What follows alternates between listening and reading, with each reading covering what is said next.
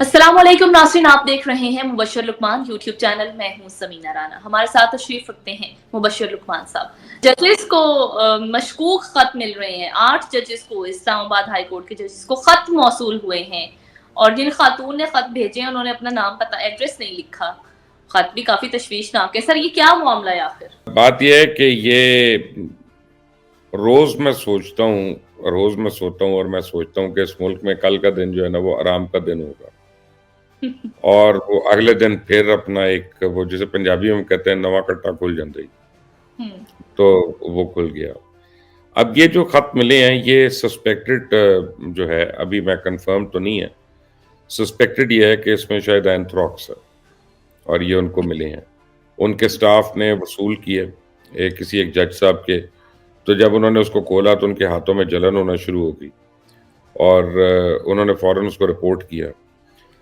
अब ये रेशम नामी खातून के नाम से लिखे गए हैं और उनका कोई शायद एड्रेस नहीं है जी। लेकिन कोरियर है ना जी, कोरियर तो ट्रेस कर लेगा, कोरियर का तो ट्रेस हो सकता है, कोई इतनी बड़ी बात नहीं है। और वो ये है कि अब सीटीडी में काउंटर टेररिज्म डिपार्टमेंट में इसका मुकदमा दर्ज हो रहा है एंटी टेररिस्ट एक्ट के तहत। अब एंथ्रॉक्स जो है ये एक काफ़ी डेंजरस किस्म की चीज़ है, और ये क्या करती है कि स्किन के ज़रिए जब कांटेक्ट में इंसान इससे आता है तो वो उसके दिमाग वगैरह पे असर भी करना शुरू हो जाती है। वैसे तो लगता है कि बहुत से लोगों ने एंथ्रॉक्सी को हाथ लगाया हुआ है पाकिस्तान में, लेकिन ये बहरहाल एक तशवीशनाक मसला है। अब ये है कि देखना ये होगा कि खत आया कैसे, रिसीव जिन्होंने किया उनका तो पता है, कोरियर कंपनी कौन सी है, वो कैसे एक्सेप्ट कर सकते हैं इसको, और बगैर स्कैन किए उन्होंने पाउडर मटेरियल को कैसे जाने दिया, और जो भेजा है उसका कोई शनाख्ती कार्ड वगैरह कुछ तो होगा, कोई सेल फोन आईडी वगैरह के कोरियर कंपनी ने वैसे ही खाना पूरी की है, तो इसके ऊपर प्रोब होना चाहिए, बिल्कुल होना चाहिए। और ये बहुत सीरियस बात है। देखें, जजेस हों या कोई भी आला हुकाम हो हमारे, या कोई आम इंसान भी हो, सबकी जो जिंदगी है और सबकी जो सिक्योरिटी है वो सबसे अहम है, और इस पे कोई कोई कॉम्प्रोमाइज नहीं होना चाहिए। हम उन जजेस के डिसीजंस के खिलाफ भी हो सकते हैं, उनके हक में भी हो सकते हैं, लेकिन कतई नज़र उसके इसके ऊपर किसी किस्म की कॉन्स्पिरेसी थ्योरी देने से पहले इसकी पूरी तहकीक होनी चाहिए।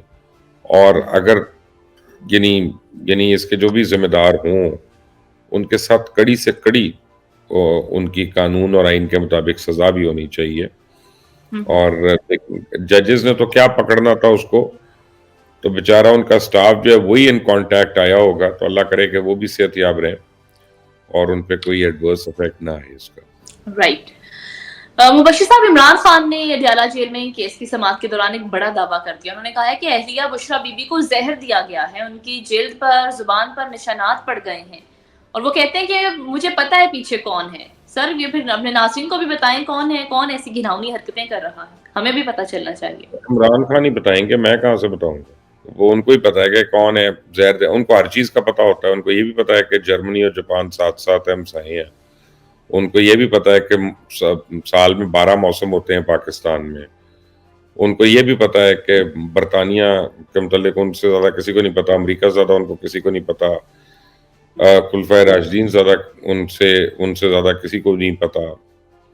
तो वो अब हर चीज़ का तो उनको पता है। जहाँ तक मेरा ताल्लुक है, मैं समझता हूँ कि बुशरा बीबी ने शायद को अपने हाथ का बनाया हुआ खाना ना खा लिया हो, जिससे उनको ये लगा हो कि जहर खा लिया। तो ठीक है, लेकिन यह है कि कम से कम किसी डॉक्टर ने मुआयना किया होगा, कोई तो सिम्टम्स हो। उन्होंने कहा है कि शौकत खानम के डॉक्टर इनका मुआयना करें। इमरान खान ने कहा है कि शौकत नहीं, खानम के शौकत डॉक्टर। खानम सरकारी नहीं है ना जी, सरकारी अस्पताल। देखें, जो लॉ है ना वो उनके लिए चेंज नहीं हो सकता।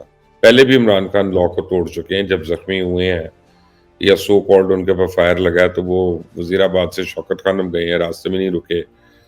और वो ड्रामा भी हमें याद है कि कितने महीने प्लास्टर पहन के व्हील चेयर पे चलते थे।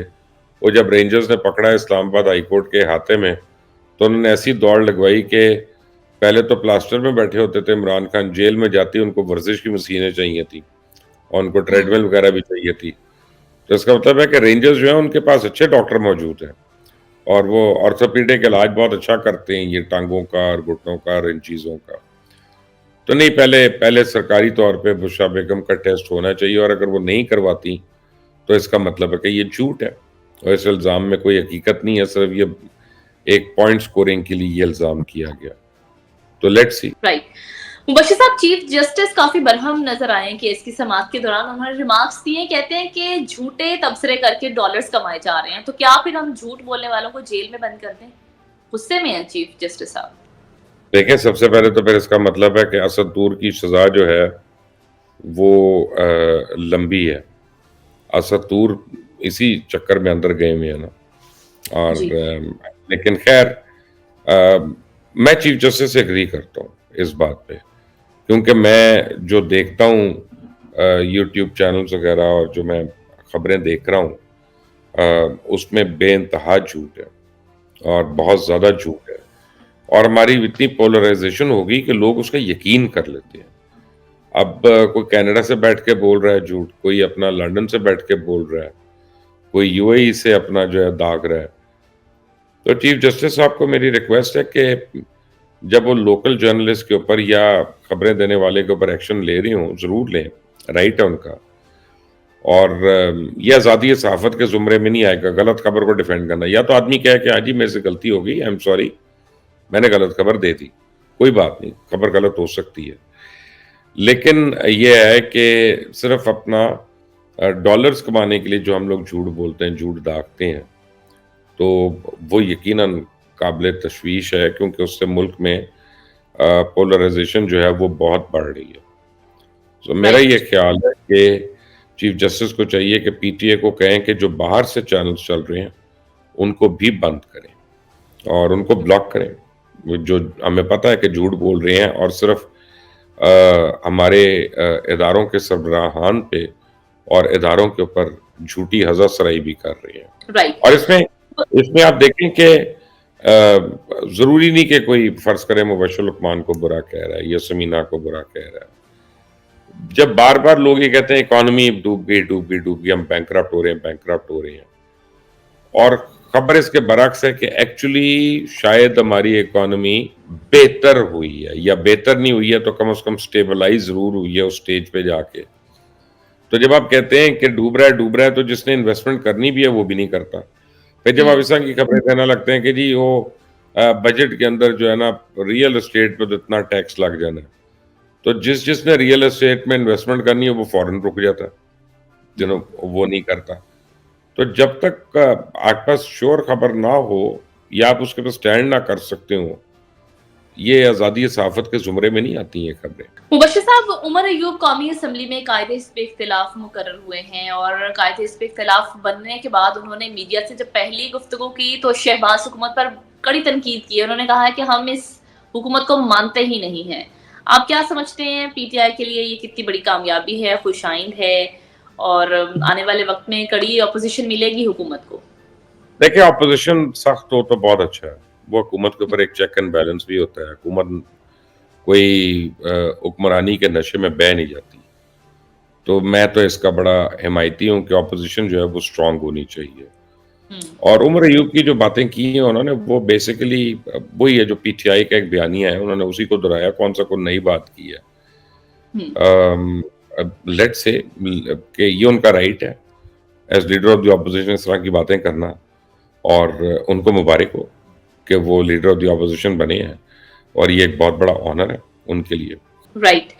مبشر صاحب، خیبر پختونخوا اسمبلی میں اپوزیشن اراکین کی درخواست پر سینٹ کا انتخاب ملتوی ہو گیا ہے، اور ادھر علی امین گنڈا پور بھی ڈٹ گئے ہیں. انہوں نے دو ٹوک کہہ دیا کہ ہم اپنا حق کسی کو نہیں لینے دیں گے، آخری حد تک لڑیں گے اپنے حق کے لیے. اور افطار کے بعد انہوں نے پارلیمانی پارٹی کا اجلاس بھی بلا لیا اور کہا ہے کہ اہم فیصلے کریں گے. سر، کیا اس معاملے کا کیا حل نکلے گا؟ کیا فیصلے آج شام کو ہوتے ہیں؟ یہ جو ہے نا علی امین گنڈا پور ڈائریکٹ کنفرنٹیشن کی طرف جا رہی ہیں. سر، وہ کہتے ہیں کہ ہم غیر قانونی لوگوں کو حلف نہیں لینے دیں گے چاہے کچھ بھی ہو جائے. بات یہ ہے کہ جن کو الیکشن کمیشن نامینیٹ کرتا ہے ان کو علی امین گنڈا پور روک نہیں سکتے. اور یہ الیکشن ایکٹ کی اور کانسٹیٹیوشن کی آپ سمجھیں وائلیشن ہے. So it's a very thin line. اگر علی امین گنڈاپور وہ پہلے شخص ہونا چاہتے ہیں جن کو آرٹیکل 6 کے تحت سزا ہو تو وہ ان کو پتہ ہے, ان کو مبارک ہو. لیکن now I think this is going on a very serious tangent, اور اس سے نہ صرف ڈیسٹیبلائزیشن بڑھے گی, افراتفری بڑھے گی, ملک میں خوف و ہراس بڑھے گا, اور یہ جمہوریت کے لیے تو کسی بھی طرح خوش آئند نہیں ہے. انلیس انٹل علی امین گنڈاپور اور ان کے ساتھی یہ چاہتے ہیں کہ ملک میں جمہوریت پیک اپ ہو جائے اور مارشل لا آ جائے تو ٹھیک ہے, پھر وہ آ بھی جائے گا اگر اس طرح کی حرکتیں رہیں گی تو. The choice is up to him. سر آج پارلیمانی پارٹی کا انہوں نے افطار کے بعد اجلاس بلایا ہے, کیا فیصلے آپ سمجھتے ہیں کہ کر سکتے ہیں علی امین گنڈاپور؟ دیکھیں, میں کے پی کے کو ایکسکلوسیولی فالو نہیں میں کر رہا, تو مجھے اس کے متعلق انسائٹ نہیں پتا, لیکن یہ ہے کہ اب آپ نے کہا ہے تو میں پتا کرتا ہوں, اپنی چڑیل کو اڑاتا ہوں کہ افطاری وہیں پہ کرے اور ذرا جلدی پہنچ جائے. ٹھیک ہے سر, چلیں ٹھیک. سر آپ ہم نے پاکستان کی سیاست کے حوالے سے تو بات کر لی, ہمسایوں کے حوالے سے بھی بات کر لیتے ہیں.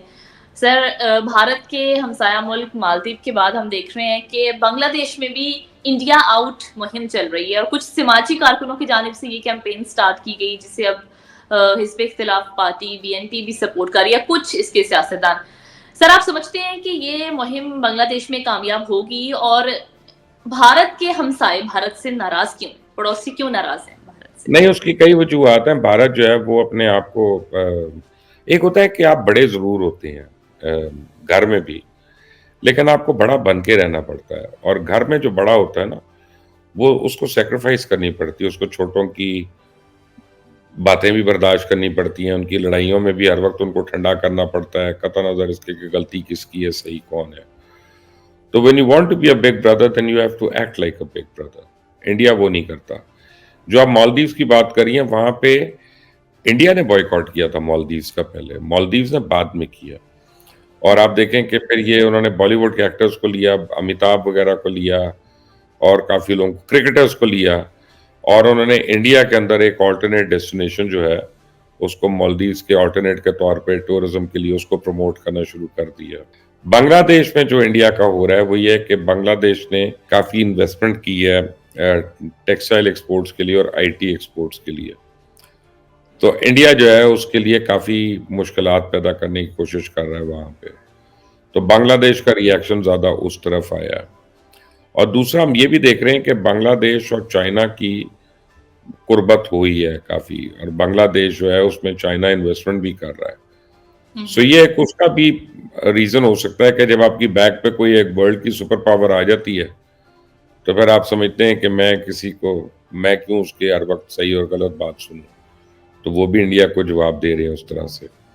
But above all India will have to change its attitude. ہر وقت لوگوں کو ایکیوز کرنا, ہر وقت اپنی سپیریورٹی, ہر وقت ہندوتا کے نعروں کے اندر زندہ رہنا, ہر وقت ایک حالت جنگ کے اندر رہنا, اقلیتوں کو غیر محفوظ کرنا, یہ ساری باتیں ہندوستان کے لیے اچھی نہیں ہیں. And they need to be careful. اب دیکھیں کینیڈا میں, امریکہ میں ان کے اوپر الزام لگے سکھ لوگوں کو مارنے کا, وہاں پہ ان کی ایمبیسی کے آفیسرز کے اوپر لگے الزام. کینیڈین گورنمنٹ اور انڈین گورنمنٹ کا کافی آپس میں اس میں ٹھیپٹاس بھی ہو گئی. بٹ اگر یہ کینیڈا میں جا کے اتنی دور جا کے یہ کر سکتے ہیں تو آپ یہ سوچیں کہ پاکستان کے اندر, مالدیوز کے اندر, سری لنکا کے اندر, بنگلہ دیش کے اندر ان کی کتنی انوالومنٹ ہوگی جو نیکسٹ ڈور نیبرز ہیں. So India has to revisit its policies and its policy of rhetoric and start behaving like an elder brother. Right. بہت شکریہ مبشر صاحب. ناظرین, اس کے ساتھ ہی ہمارا آج کا ویلاگ ختم ہوا. اگر آپ کو یہ ویڈیو پسند آئے تو اسے لائک کیجیے, شیئر کیجیے, ہمارے چینل کو سبسکرائب کریں. اجازت دیں.